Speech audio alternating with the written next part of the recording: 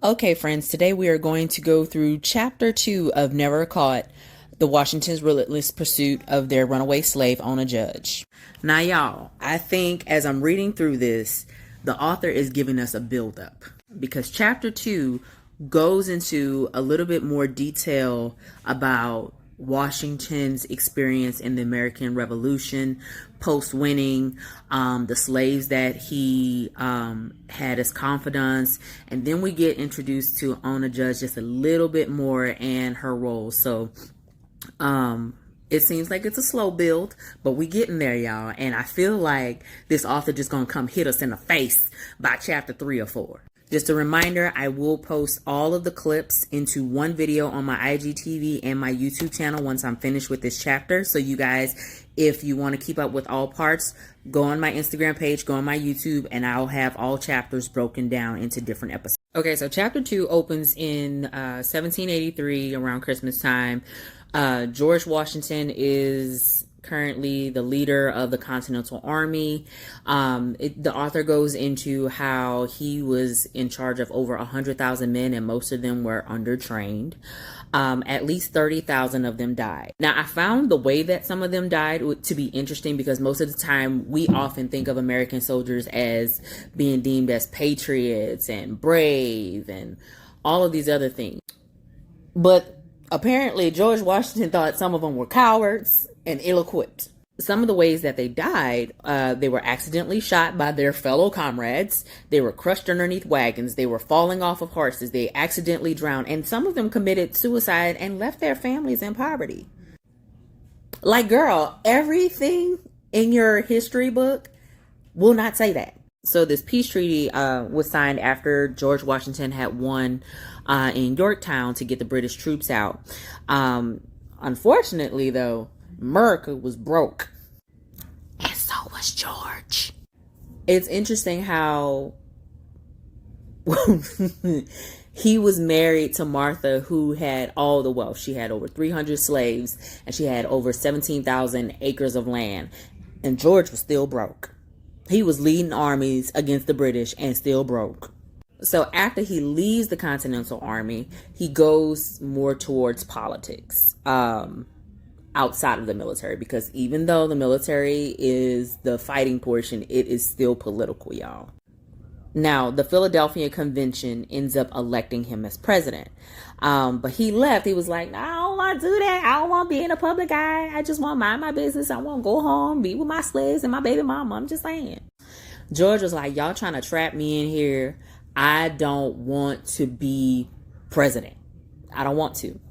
And then after a little while, they were like, okay, George, you're going to be president. And he got weighed down and was like, look, if y'all get me elected, I'm going to accept the position. He got elected and he accepted the position. He won all 69 electoral votes. Now, remember, this man is broke. He was behind on his taxes. I just find this to be so interesting. Like, all of these false,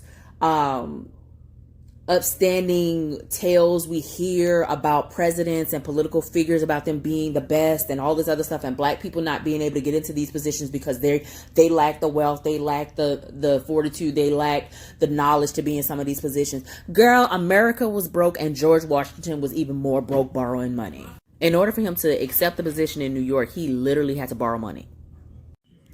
After George borrowed money from Captain Conway, he assembled his 15 slaves to go with him because, you know, he wasn't going to do any of the work himself, but he was going to leave good old Martha and the rest of her slaves behind. So 15 of these slaves went, and this included Ona Judge, along with George's brother and his family.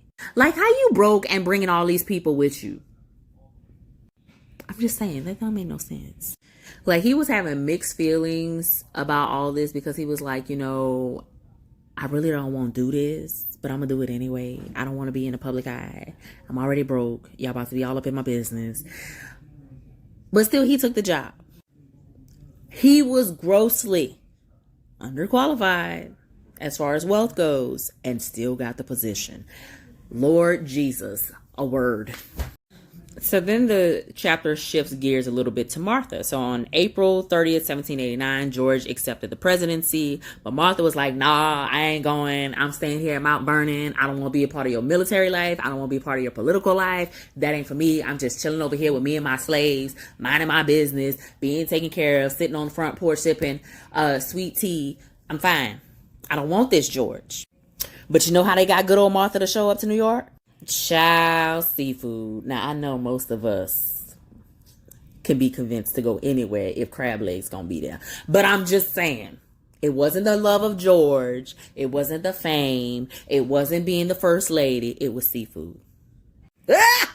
The colony, Lord, the colony. Then we shift gears again into the slaves that were going with George. We get introduced to William Lee, who he used to call Billy, but William is very interesting. William was purchased as a teen by George, and he became his butler. And George has this obsession with light-skinned folk. He was like, if you yellow bone, you can be with me, but I don't like dark-skinned people. That was who George was. William took care of George's bootleg Fashion Nova outfits and his lace fronts. And he also took care of George. George really trusted William as much as one could trust a slave if you were his master. Now, what made William so interesting is the fact that he got to change his name and George accepted it. Remember, if you've learned anything about colonialism and enslaving black people, they weren't allowed to choose their names. Their names were given to them. You know, George had some kind of affection for William because William ended up getting injured, and so he kind of became disabled a little bit and he had a wobble.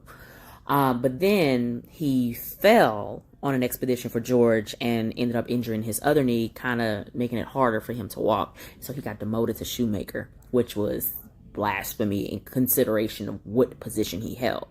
Also, usually when a slave becomes injured to the point that they struggle with walking or can't walk at all, they become useless and can be put down. Remember, enslavers did not care for black people's humanity. They treated them worse than animals. But George said good old William can come along to New York. And so he did. Now, Giles and Paris. Giles and Paris were the chauffeurs for George. And typically, having those chauffeurs attached to your horse and buggy, horse and carriage, was a sign of wealth. And so we all know George was still broke, but he had his little horse and carriage. Both Giles and Paris were illiterate, and during this time, it was not common for slaves to know how to read. In certain states, they could be murdered, hanged, beaten, have certain limbs removed, have certain features removed for learning how to read and write. So it wasn't uncommon for them to be illiterate. Even so, George spent his coins to make sure that they were presentable. So when anybody saw when they would arrive, Giles and Paris were well dressed. They were dressed to the nines because George needed to keep up appearances. We then move on to Austin, Ona's half-brother. Remember him from chapter 1.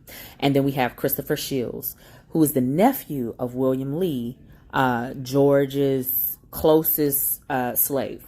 They were butlers and waiters. They were considered to be reliable.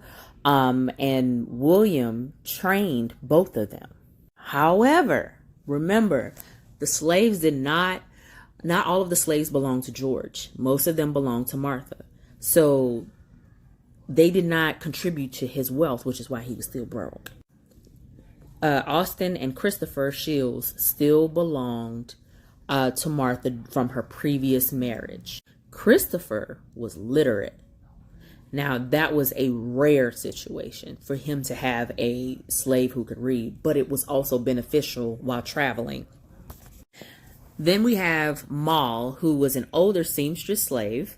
Her job was to tend to the grandchildren of the Washingtons and kind of be over the other bondswomen or enslaved women. She was like what you would consider the mammy. And then we have Ona. Ona, she was responsible for drawing baths for the mistress, preparing beddings, brushing hair, tending to illnesses, and traveling with them on social events. As you can gather, from understanding the roles of all of the slaves we talked about, it's not much that slave owners did for themselves besides feed themselves and walk. I am just appalled at the laziness of enslavers. Like, they literally did nothing from themselves and profited 100% from the productivity of slaves. My God.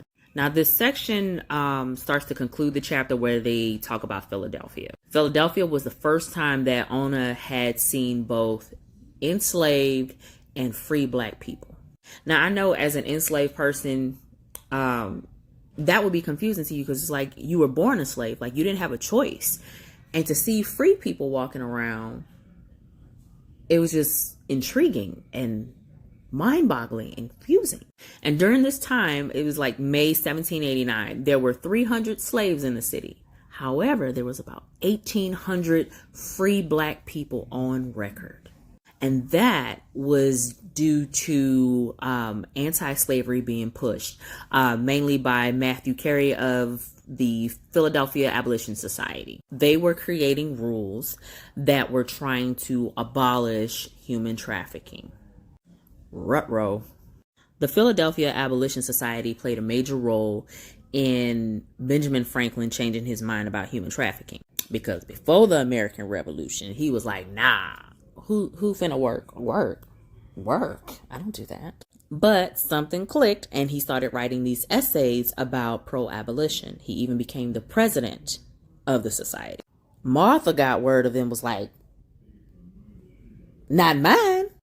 Martha said she wasn't about to free nobody. She got 300 slaves. That's where she got her money. This was her wealth. She don't care. She ain't letting nobody go. Who gonna be washing themselves? Not Martha. And this is where we start to get a little bit more glimpse of her personality. That concludes chapter 2.